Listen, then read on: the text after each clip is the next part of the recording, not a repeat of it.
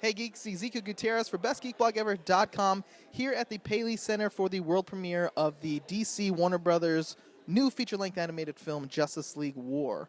We got a chance to chat with the filmmakers and the actors about the new movie based on the comic book by Jim Lee and Jeff Johns titled Justice League Origins. Here's what they had to say.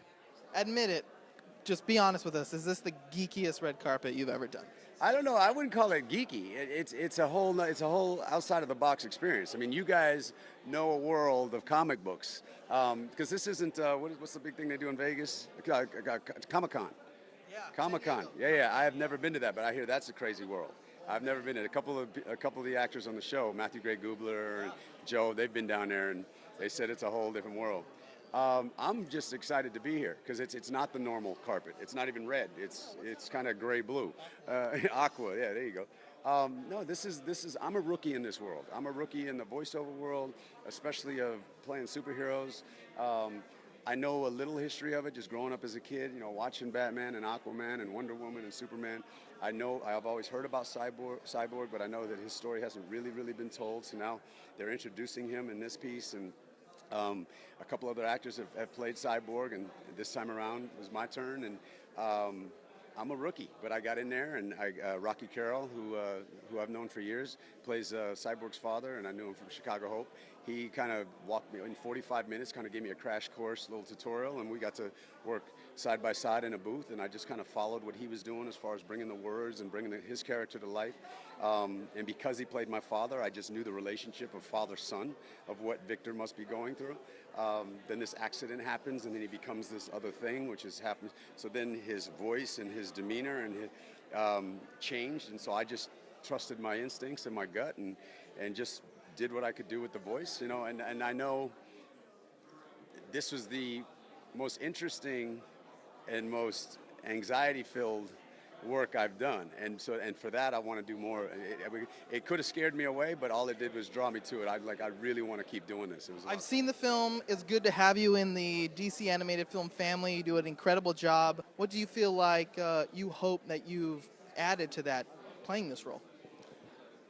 I mean, I don't know really what I add to it except me, my interpretation. I mean, I'm hoping to satisfy what Cyborg is, and to bring his world and his voice to life, and obviously through my voice and my mannerisms.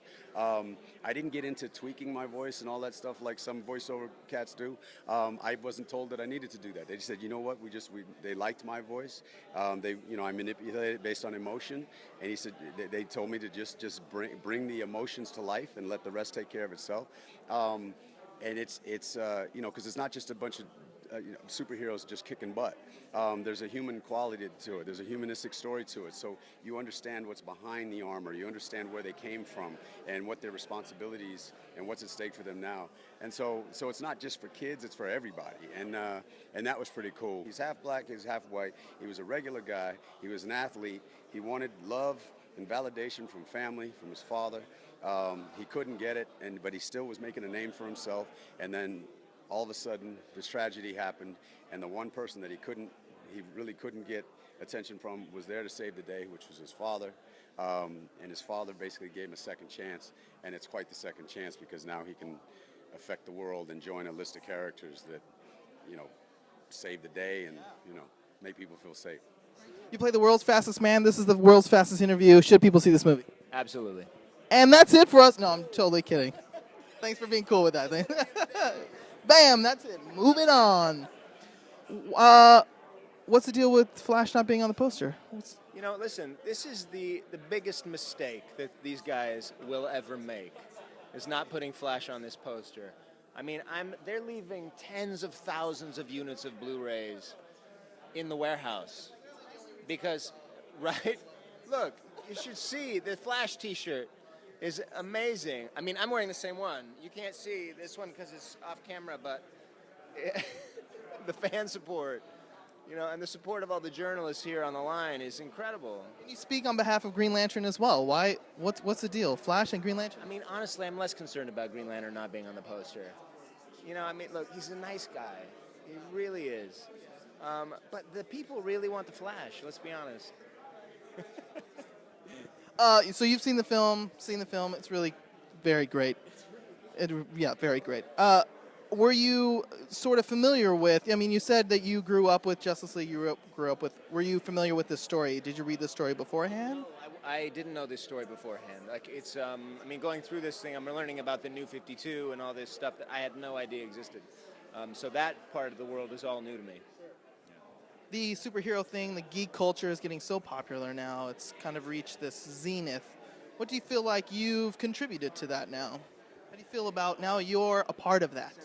More than that, I feel like I'm responsible for it. You know what I mean?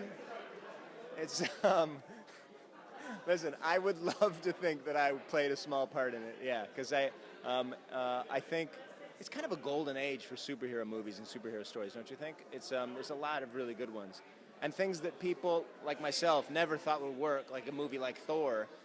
I watched and thoroughly enjoyed. So it's a great time to be a part of the superhero world, and I'm thrilled to be a tiny, tiny cog in that wheel. It looks like they're making the live-action film.